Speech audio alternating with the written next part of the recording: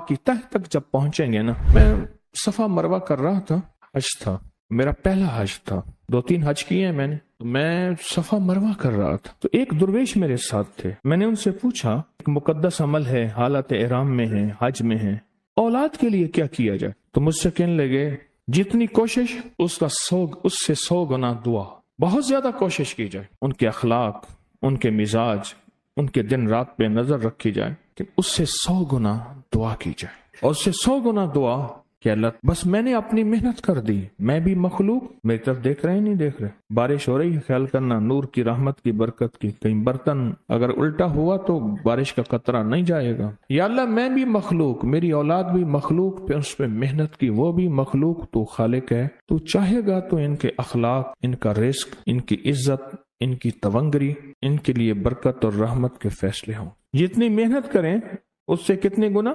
100 गुना दुआ करें, 100 गुना दुआ करें। जितनी मेहनत करें उससे 100 गुना दुआ करें। और एक दुआ मैं अक्सर बताता हूँ और उसके बहुत नताइज हैं। रब्बे जालनी के बाद रब्बना हब लना मिन अज़वाजिना व ज़ुर्रिय्यातिना कुर्रता अयुनिन वजअलना लिलमुत्तकीना इमामा। इस दुआ को याद करें, मेरी दरखास्त है, मेरा मशवरा है, इस दुआ को याद करें। इस दुआ के मफहूम और इस दुआ की तह तक जब पहुंचेंगे ना, आप सिर्फ सोचते ही मालदार हो जाएंगे, सोचते ही खुशहाल हो जाएंगे, और सोचते ही आपके अंदर एक फरहत और राहत होगी, फरहत और राहत। इंसान जब आगे चलता है फिर उससे औलाद का फिक्र होता है, और औलाद का फिक्र भी होता है, और औलाद से तवक्कुआत भी हो। मेरा तजर्बा है, बड़ों का तजर्बा है, सुनिएगा, मोती बता रहा हूं। जो बंदा ये दुआ पढ़ता रहेगा, अल्लाह उसकी नस्लों में बेऔलादी नहीं देगा। एक दूसरा, अल्लाह उसकी नस्लों में अंधे, लूले, चुंधे, अपाहज, माजूर बच्चे पैदा नहीं होंगे। जो ये दुआ और इस दुआ का एहतमाम करे, अल्लाह पाक उसको हमेशा सेहतमंद जिंदगी और सेहतमंद औलाद अता फरमाएगा, जो इस दुआ का एहतमाम करेगा। क्योंकि इस दुआ में है ज़ुर्रियत है, और ज़ुर्रियत से मुराद नस्ल, याद रखिएगा। इस दुआ के अंदर इमामत है, वजअलना लिलमुत्तकीना इमामा।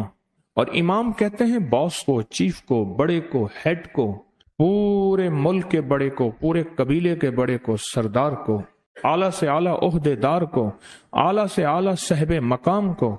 आप इस दुआ की सिर्फ तह तक पहुंचेंगे, इसको पढ़ के इसके मफहूम पे देखेंगे ना, आपका दिल वहीं खुश हो जाएगा और दिल के अंदर एक इत्मीनान होगा। फिर नमाज वाहिद चीज है जिसके अंदर पढ़ी जाने वाली दुआएं कबूल हैं। नमाज के बाद दुआ कबूल होती है, तो नमाज के अंदर जो पढ़ी जाएगी उसकी क्या ताकत होगी, उसकी क्या कुव्वत होगी।